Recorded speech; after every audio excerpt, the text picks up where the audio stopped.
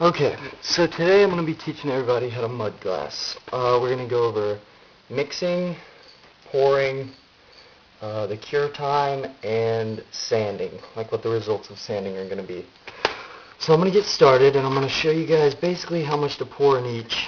I pretty much just eyeball it. I don't do any measuring, so I pour, about the amount of resin I need. It's going to be about half the batch because it's a 1-to-1 ratio. And then I take a spoon. This is so messy. I take a spoon, and I'm going to scoop out the Bondo I need. Just let it drip in there like this. For the amount of resin I did, it's probably only going to take 2 scoops of Bondo. I like to have a little more resin anyway. Do that. Alright. I'm just going to dive this spoon into it. You notice I'm using a metal container. You don't want to use plastic. This stuff, once it starts to cure, it's going to melt right through the plastic. So mix that up. And it's going to get pretty uniform. It's going to be a real light, kind of yellow-gray color. Okay. So once we got it looking like this, kind of soupy. It's actually pretty darn soupy. We're going to take just the liquid hardener that came with the resin. I'm just going to squirt it in there. I'm a little generous with this. Just squirt about that much. And if you can see the stuff moving around as you mix it, like oil and water, then you know it's enough.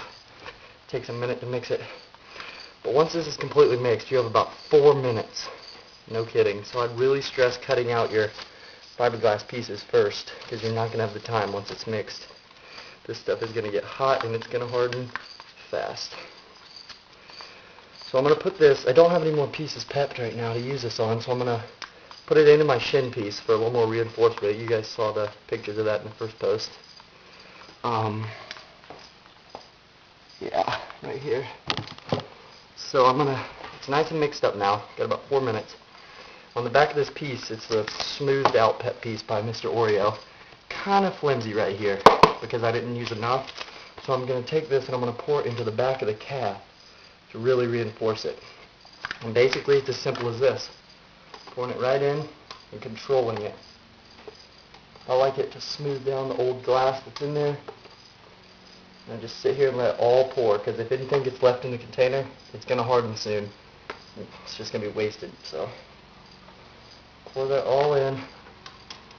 Use pretty much all of it. And I'm just going to do this for a good 45 seconds. I want to put it where I want it. Fill in little cracks, smooth down old frayed fiberglass mat that's in there, and really just reinforce the back of this calf. I went ahead and cut out the piece earlier. It's about the size I'm going to need. So we're going to let that move around in there. You want to see it? Just smooth it down, smooths everything down. And then before it starts to get too dry, because you still want it to soak up the mat, you're going to put it in there. This can really be done at any time. You can do it instantly, or you can do it a minute or 2 later, but obviously you don't want to do it too late, or it's going to just be dry and it won't adhere. So I'm going to go ahead and put that in. Now I suggest always cutting out 1 big piece for the area you're doing, and then a couple little pieces, because you're always going to have a little extra mud flowing all over the place, and you're going to want to fiberglass that. So I went ahead and cut out a couple little pieces for that. But first I'm going to get this laid down. Oh, I love it. This is just such a quick method, because mud glassing the inside of this whole thing took me about an hour yesterday, and I was done. Building it in pep took me maybe 2.5 hours. I'm really satisfied. I'm actually not even going to need these pieces, so I'm going to just let this dry. You're pretty much fine until you start to feel heat. Once you start feeling heat is when you need to get your hands out of there and let it cure. Make sure the fiberglass is all flattened out. But as you can see, I've put the fiberglass mat in there, and it's just going to start to dry now and really reinforce the back of this thing. So we're going to let that go for a minute, and then we're going to let it, cure. But I want to show you the results of sanding. I want to show you why this is better than Bondo. On my helmet here, my Mark 6, I Bondoed the entire thing, and I've been sanding it for probably 2 weeks, and I hate it. I really hate sanding. and I feel like I covered this whole thing in Bondo, an HD pet helmet, just to detail what, maybe 4 areas that needed detailing. So that's where the idea of mud glassing came from, because now I'm not going to have to cover this in any Bondo. It's got all the detail I need. Any place that needed sanding, like these 2 little points right here on the back, sanded right down all the way to the mud, and it's completely fine. It's seamless. Yeah, a resin paper mud, I mean, it's just smooth as glass. I took some 100 grit, 320 grit, 600 grit, and this thing's ready to be primed and painted. So looking in there right now, still hasn't started to get warm. It's kind of souping down right here. Just smooth it out with your fingers. Always wear gloves. I'm not wearing a mask because you wouldn't be able to hear me, but wear a mask. I got my whole garage door open, so it's really aired out. I can barely even smell it, but that's okay.